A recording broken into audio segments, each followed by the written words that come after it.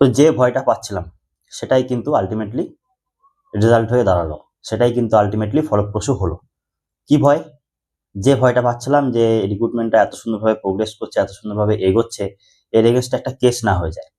আমি মোটামুটি ১ মাস আগেও তোমাদের পিএমটির আগে কিন্তু আমি একবার আপডেট দিয়েছিলাম যে তোমরা কিন্তু কেসের রাস্তায় কেউ হেঁটো না।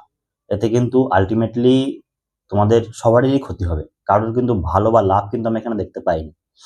তো যাই হোক, আল্টিমেটলি কেস হয়েছে। আমরা তোমাদেরকে আগেও জানিয়েছিলাম এ বিষয়ে কিন্তু তোমরা মাতামাতি করো না। কিন্তু যাই হোক, কেউ না কেউ তো মাতামাতি করেছে, তার জন্য কেসটা হয়েছে। আমি কেসটা কি হলো তার ডিটেইলস আমি এই যে দিয়ে দিলাম। এই যে কেস হয়েছে তোমরা দেখতেই পাচ্ছ, নিউজ চ্যানেল থেকে একদম নেওয়া, নিউজ 18 বাংলা থেকে আমাদের সোর্স নেওয়া। তো বুঝতে পেরে গেছো আশা করি যে কি ব্যাপারে কেসটা হতে চলেছে। তো চলো একটু বিস্তারিত আমরা আলোচনা করে নিই বিষয়টা সম্পর্কে এবং তোমাদের আলটিমেটলি কি করা দরকার এখানে। এখন এই পরিস্থিতিতে দাঁড়িয়ে তোমরা কি করবে, তোমাদের কি চিন্তাভাবনা রাখা দরকার, কোন পথে তোমাদের এগোনো দরকার, সবটা আমি আলোচনা করে দেবো।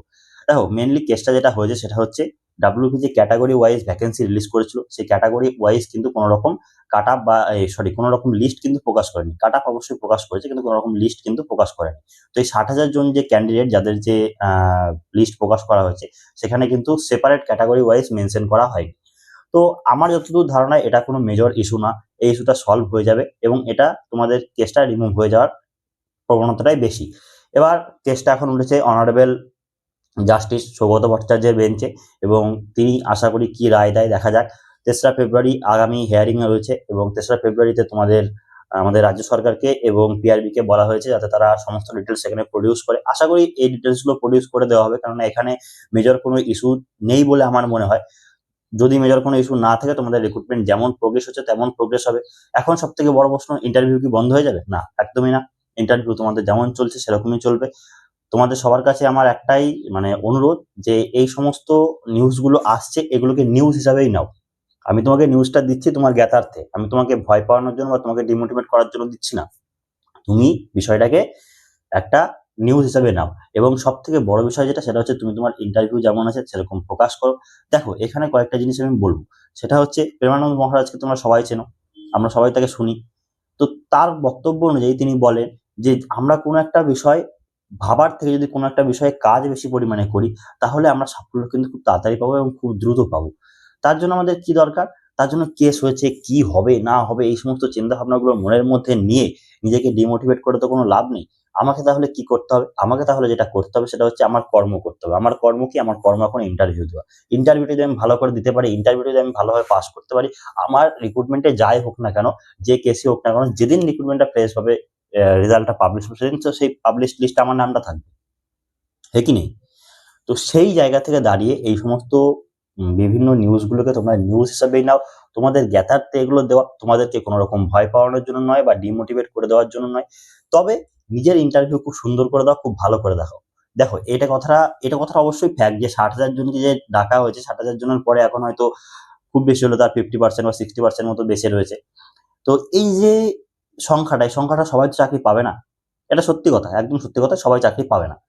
তার মধ্যে এটাও সত্যি কথা, যারা চাকরি পাবে তারা এই মধ্যে থেকেই চাকরি পাবে। এই যে সংখ্যাটা এখন বর্তমানে রয়েছে, যারা ইন্টারভিউয়ে অ্যাপিয়ার করছো, তাদের মধ্যে থেকে তো চাকরিটা পাবে।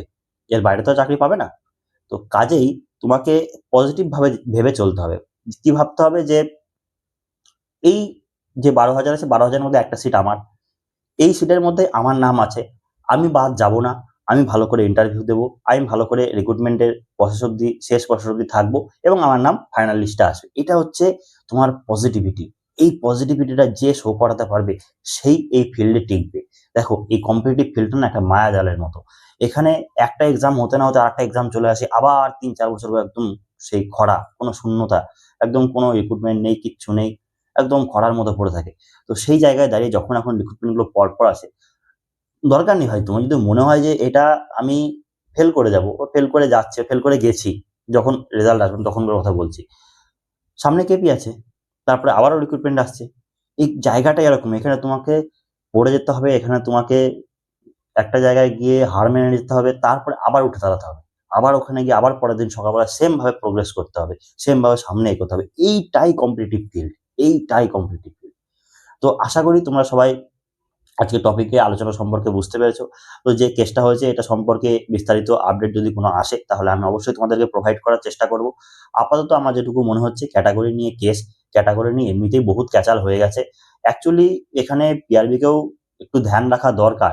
এই বিষয়গুলো আমাদের রাজ্য সরকার এবং পিআরবিকে একটু ধ্যান রাখা দরকার যে কি না, এই যে রিক্রুটমেন্টগুলো করছে, এই রিক্রুটমেন্টগুলো এতদিন পুরো সম্পূর্ণ স্টে হয়েছিল, এতদিন কোনো রকম প্রোগ্রেস হয়নি। এখন এই লাস্ট কয়েক মাসে এসে এত তীব্রতা দেখানো, এত অতি সক্রিয়তা দেখানো, এর প্রভাবে কিন্তু ছোটখাটো ভুলচুক হয়ে গিয়ে থাকে, অনেক সময় হয়। আর এইগুলোই পয়েন্ট হয়ে দাঁড়ায় কেস করার জন্য। তো এইগুলো যাতে না হয় সেই জায়গাটা যেন পিআরবি দেখে করে, এটা আমার পিআরবির কাছে আবেদন থাকবে। এবং সব থেকে বড় বিষয় হচ্ছে এতজন স্টুডেন্ট, এতজন ক্যান্ডিডেট, এদের প্রত্যেকেরই ভবিষ্যৎ রয়েছে। এবং সব থেকে বড় বিষয় হচ্ছে যে তোমরা যে পরীক্ষাটা দিচ্ছ, এই পরীক্ষাটা দেওয়ার পরে যদি আলটিমেটলি আবার রেজাল্টের জন্য ঝুলে যায় তাহলে সেটা কিন্তু খুবই খারাপ বিষয় হবে এবং প্রত্যেকেরই একটা মন ভেঙে যাওয়ার মতো অবস্থা তৈরি হবে। তো সেটা যাতে না হয় সেই আশায় রাখছি। এবং সব থেকে বড় কথা যে 3রা ফেব্রুয়ারি কোর্টে কি রায় দেয় দেখা যাক, হিয়ারিং এ কি রায় হয়। এবং আশা করি রায় আমাদের পক্ষেই যাবে এবং সমস্ত রিক্রুটমেন্টটা খুব ভালোভাবে শেষ হবে এই আশা রাখছি। তো চলো আর বেশি দীর্ঘায়িত করব না। সবাই খুব ভালো করে ইন্টারভিউ দাও। আজ থেকে ইন্টারভিউ শুরু হচ্ছে। প্রত্যেককে বেস্ট অফ লাক। যারা আমাদের সঙ্গে জুড়েছো বা যারা আমাদের সঙ্গে জোড়োনি প্রত্যেককে বেস্ট অফ লাক। আর আমাদের মক ইন্টারভিউ কিন্তু চলছে। গতকালও আমাদের ক্যান্ডিডেট ছিল যারা মক ইন্টারভিউ দিয়েছে। তো তোমাদের যারা মক ইন্টারভিউতে চাও তারা নিচে দেওয়া স্ক্রিনে যে নাম্বারটা আছে এই নাম্বারগুলোতে কল করে নিও। এবং সব থেকে বড় বিষয় হচ্ছে একদম ফ্রি অফ কস্ট ইন্টারভিউ নেওয়া হচ্ছে, কোনো রকম টাকা পয়সা এখানে নেওয়া হচ্ছে না। এবং কেউ তোমাকে টাকা পয়সার জন্য প্রলোভন দিলেও তুমি সেই ফাঁদে পা দিও না। তুমি একদম ফ্রি অফ কস্ট তোমাকে ইন্টারভিউ দিয়ে এবং তোমাকে কোন কোন জায়গাগুলো ভুল করছো সেই জায়গাগুলো তোমাকে ধরিয়ে দেওয়া হবে। দেখো তুমি বহুত জায়গায় ইন্টারভিউ প্রিপারেশন করছো, ঠিক আছে, কিন্তু সব থেকে বড় বিষয় হচ্ছে সব জায়গায় দেখবে বিভিন্ন জায়গায় ডিফারেন্ট ডিফারেন্ট কথাবার্তা বলছে, কিন্তু আমরা তোমাকে সেটা বলবো না। আমরা তোমার অ্যাকচুয়াল ভুল কোনটা, অ্যাকচুয়াল ঠিক কোনটা সেই জায়গাটা তোমাকে ধরিয়ে দেবো। কোন জায়গাটা একটু ইমপ্রুভ করা দরকার, কোনটা ইমপ্রুভ করার দরকার নেই, সব তোমাকে ডিটেলসে বলে দেবো। এবং সব থেকে বড় বিষয় হচ্ছে আমাদের এখানে দুজন ক্যান্ডিডেট এমন মানে দুজন টিচার এমন রয়েছে যারা এই ইন্টারভিউটা ফেস করেছে, যারা বর্তমানে কিন্তু বহাল তবিয়তে চাকরি করছে, ইনক্লুডিং আমি, ঠিক আছে। তো আমরা সেই জায়গাটা ফেস করে এসেছি এবং আমরা ইন্টারভিউ বোর্ডেও কিন্তু 12+ দুজনাই নাম্বার পেয়ে এসেছি। তো সেই ক্ষেত্রে দাঁড়িয়ে আমাদের সেই রিয়েল অভিজ্ঞতাটা আছে। তোমরা যেখানে মক ইন্টারভিউ করছো সেখানে কিন্তু তাদের কাছে কারোর রিয়েল অভিজ্ঞতা নেই, আমাদের কাছে কিন্তু সেই রিয়েল অভিজ্ঞতাটা আছে। তো আমি চাইবো তোমরা একবার হলেও যোগাযোগ করো আমাদের সাথে। আমরা কিন্তু অবশ্যই চেষ্টা করবো তোমাদের সেই আপ টু দা মার্ক জায়গাটায় পৌঁছে দেওয়ার, ঠিক আছে। আশা করি সকলের ইন্টারভিউ ভালো হবে, সকলে খুব ভালো থাকবে, সুস্থ থাকবে এবং জমে প্রিপারেশন করবে।